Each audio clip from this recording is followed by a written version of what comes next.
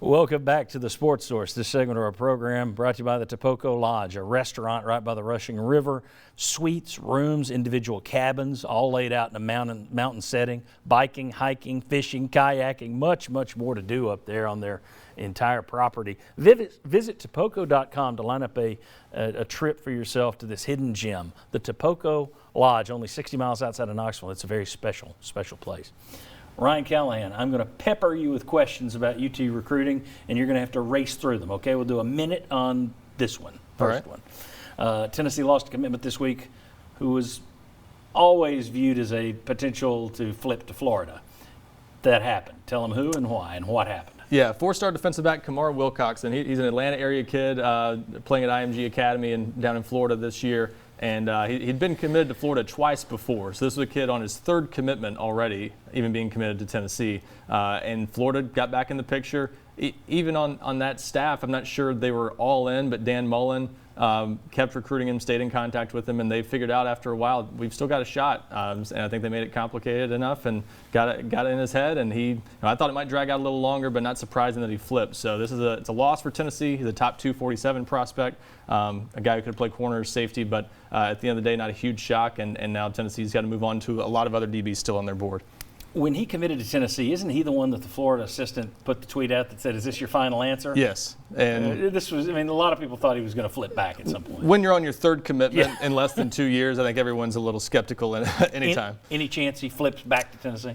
I don't see it. I'd be pretty surprised, but when you're on a fourth commitment, who knows? Who knows? All right. A current Tennessee quarterback commitment had his name thrown into the Elite 11 competition. Tell folks what that is and who that is and what's going on. Yeah, so the Elite 11 finals are the premier quarterback competition out there every summer, often in conjunction with the opening finals. And this year kind of held separate again the way it used to be. But the cool thing this year, Cadence Alter, the four-star Tennessee quarterback commitment from Texas, and he's a top 100 player nationally in 24/7 sports rankings. He's going to get to play in the state of Tennessee this year because this event's been moved to Murfreesboro.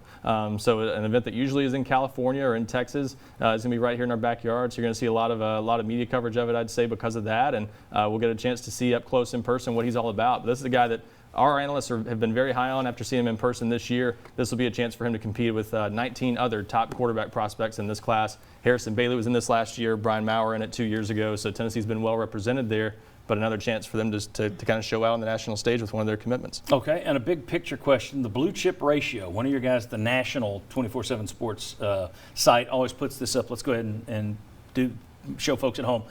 What this is, it shows what percentage of a team's roster is made up of blue chip recruits, 4 and 5 stars. You see all those teams listed, so many SEC teams, so many teams that are going to be on Tennessee's schedule. Tennessee is just off the list. Florida State and Miami just dropped off. Tennessee and Oregon are kind of rising to where if this class is what it is, if they keep it, you're probably going to be in this list next year. And tell people what this blue chip ratio is used for. This helps decide real national championship contenders, correct? Yeah, it's a pretty good guide for that. Bud Elliott has done this for years, and he's with us now. And those teams on that list, you see that that's a lot of the heavy hitters in recruiting. Some teams that you don't think of as much as heavy hitters in recruiting. So it's interesting to a lot of people probably that say Washington is on that list and Tennessee isn't. But essentially, it's how many 4 and 5 star prospects are you signing each year relative to your overall roster numbers. So Tennessee, as you said, just below that 50% threshold. But the idea is that half or more of your roster is made up of 4 and 5 star players, you got a chance to win a championship. And the recent history obviously sort of backs that up. Tennessee's just on the cusp of that. If they keep recruiting the way they have, they'll be on that list in a year or two. All right, see, we started negative, and now we're getting more and more positive. I'm going to let you finish with a positive overall view of Tennessee recruiting right now. Other news this week. Yeah, they got another commitment this week from one of their top in-state targets, Hudson Wolf, the tight end from Savannah, Tennessee, and beat out Ohio State for him. So they're clearly still doing well. Number 3 class in the country in the 24/7 Sports Composite team rankings, right behind Clemson and Ohio State. So you're in good company there. 23 commitments, still a long way to go. A lot's going to change in this class, but they're in on some good players that still could upgrade sort of where they are now. They can't stand pat. They'll end up sliding in the rankings some, so they need to continue to add some good players. But they're in position with enough good guys. I think they'll have a good class and have a chance to at least stay in the top 10. Good deal. Ryan Callahan, thank you very much for coming in today. We appreciate it. Absolutely. Thank you, and we'll see you here again not too distant. Yeah. When we come back, one of our own, Bob Hodge, who's been a member of this team since we started in 2003, he's actually battling COVID-19. We'll talk to him via phone if he can do it for a couple minutes next, just to let you know what he's going through, and is there anything he would do differently now in hindsight? We'll ask him that next on the Sports Source. Come on back.